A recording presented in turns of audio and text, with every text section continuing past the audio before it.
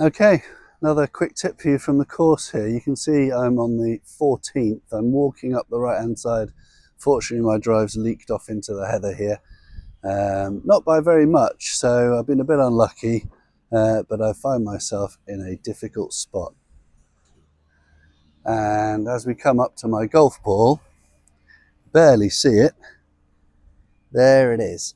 Okay, right at the bottom of a thick clump of heather, only about a yard and a half away from the fairway, but still I've got to give this all the respect in the world. Let me share a few tips with you as how to play this and some of the things you should be thinking about. Okay, so once I've stopped cursing about the fact my ball's in this lie here, how are we going to get back in the game?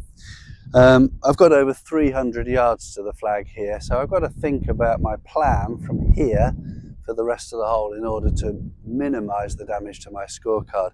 It's tempting to think, well, if I hit it hard enough and get lucky, I could hit it over 100 yards and then leave myself a long shot into the green to hit it in regulation. But realistically, we've all paid the penalty for those thoughts.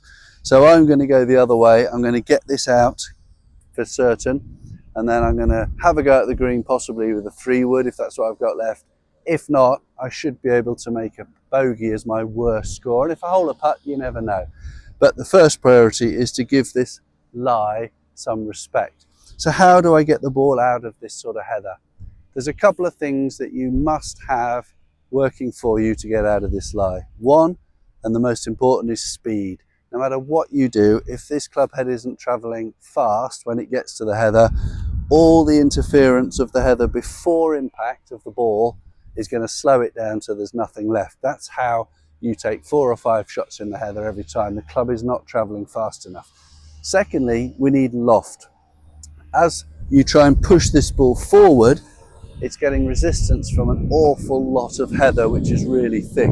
So we need it to be coming out of the ground at as much elevation as we can. Now, I'm not going to take my lob wedge here because the ball's sitting slightly off the ground and I might go completely under it. So just one club down from that, I'm going to use my sand wedge here, 54 degrees. And I know that it's not going to go very far. My sole objective now is to get this ball back in play, and so I can continue on the hole without too much damage. Little tips for you for actually playing the shot.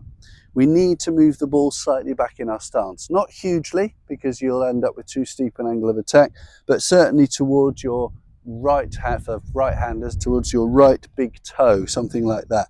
That will in turn lean the shaft forward a little bit for you, and now I'll be able to create a downward blow to get through the heather with as least resistance as possible to get it out. Expect your follow through to be stunted. As the energy of this club gets absorbed by the heather, it's unlikely you're going to finish in an elegant way. You're going to have to fire this club down into the heather, and the chances are it'll either stay there or not come very far beyond that. And secondly, only go for what you can do. So with this sand wedge here, if this ball goes 50 yards forward from where I'm stood, I'd be over the moon as long as it's in play.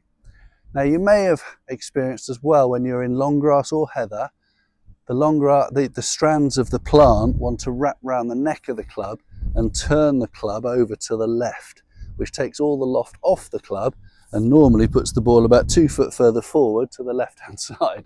So you need to grip the club really tightly, tighter than you've gripped any other shot in golf here, to try and prevent that club from turning round to the left as it hits the heather.